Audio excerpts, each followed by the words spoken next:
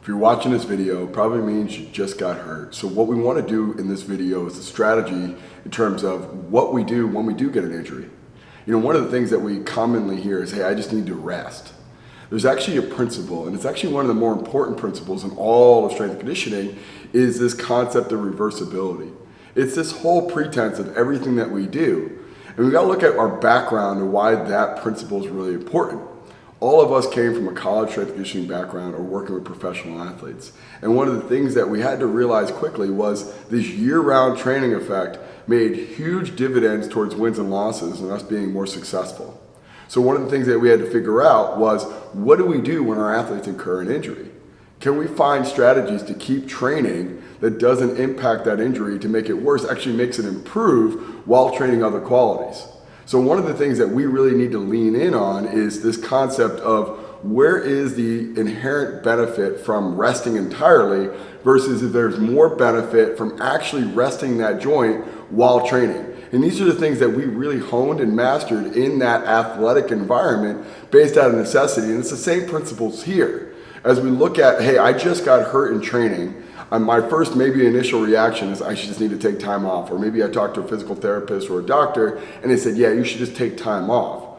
Versus I just put a long body of work in, maybe it's a couple months, maybe it's a couple years, towards getting to this functional level of fitness and health and strength and performance to just stop. And one of the things that we learn with reversibility, if you don't use it, you lose it. So any stoppage in training is going to lead to a gradual decrease in the performance.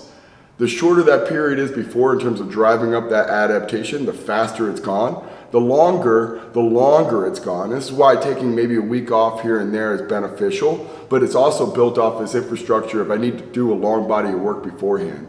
So when we look at, hey, I just got hurt, my knee-jerk reaction is rest, stop. Maybe we need to revisit that strategy and go through a better strategy, one that we built in working with high-level athletes in order to win more games and be more successful and really, bottom line, not get fired in this context with you. So one of the first things we want to go through is it's all about communication. If you get hurt, you need to tell us. We need to understand there's pain. If we don't understand there's pain, we can't make any modifications. And one of the things that we spend a really long time doing is evaluating what are the movement strategies to do if someone has an injury or pain. We go through this extensively with every single program that we do, so we have a contingency if someone has a pain in their elbow, their knee, their hip, their back, etc.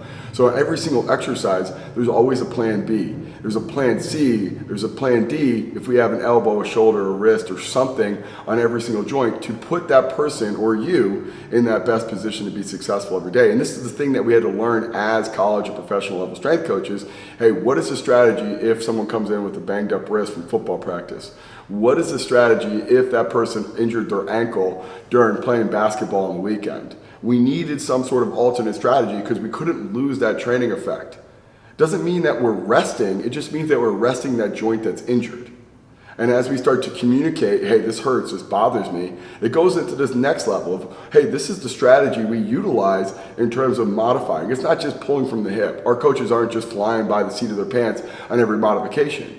We have a system in place called lateralizations or regressions where we look at, hey, we're going to make a modification if there's pain. We're going to make a modification if there's no pain based off your inability to do the exercise or the inability to do the exercise without pain. And when we look at a lateralization, well, first thing we're saying, okay, that person doesn't have pain because they told me they don't have pain, but the movement doesn't look right. That's not really the context here, but that's the first system that we want to employ.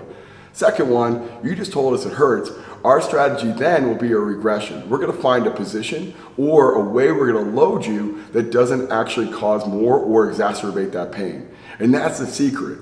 It's finding things that simply just don't hurt. And we have a whole hierarchy of things we'll do. And simply hey, we'll take that joint away. So we might go from a standing position to a tall kneeling position. It might mean, hey, we might need to organize that exercise differently. So we reverse the pattern, we load it differently, we structure it in a unique way that all of a sudden you don't have this pain in that position. And every one of our coaches goes through this extensive body of literature and research to go into what is the best strategy when we deal with pain. Because we know the bottom line, the bigger decrement is actually stoppage of training. The bigger impact is, hey, I'm just going to take time off entirely. So that communication from you, hey, this hurts. That communication from the coach to you, hey, this is our strategy. But we want to take a step back and even look at it. We want to do a little deeper dive. So a lot of us have gone through a functional movement screen. This is that first setup. We want to find out if there's pain, restriction, or asymmetry. So if we find out one of those three things, we really want to set up with, hey, we should be very cognizant of that during our program. This is why we recommend strength, because those are going to be limiting factor, increased risk factors as we start to go through training. And it's the same diagnostic we want to do when we find there's pain. A lot of times it's really obvious. Hey, my shoulder hurts. We do a shoulder mobility screen, that hurts. Now we just objectively rule that out. Like, right? We're not just kind of going off this pretense of, I hear you, I understand, we have it chronicled and cataloged, and we can go back to it and say, okay, where are we making net improvements? Are we actually improving that range and that control at that range without pain? And we can start to make modifications. But we can also do of that is that we can start getting ahead on our regressions. So at the end of a functional movement screen as a diagnostic, when you report that you have pain, our coaches can actually dive into our modifications, specifically our regressions, based off of where they found on that screen where that pain might have been presented.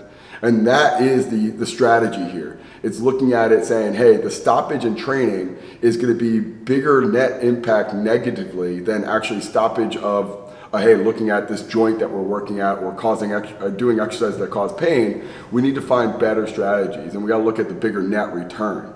The other big part we want to talk about in communication is talking to maybe some of the resources you may have, a physical therapist, a doctor, maybe an athletic trainer, maybe a massage therapist, and communicating to them that, hey, this is a dialed in strategy that we've honed over a long time in terms of research and actual practical application in highest level settings, in terms of, hey, we're not the same as maybe potentially other fitness concepts out there that are just going to throw you to the wolves and say, figure it out. We do want to have a strategy if we do find pain or injury. We don't want to contradict or negatively impact the rehab that you may be doing with them. We want to work with them and work in concert with them to develop this stuff, because the faster you get back on track, the faster we can get back to pushing and getting better at everything immediately.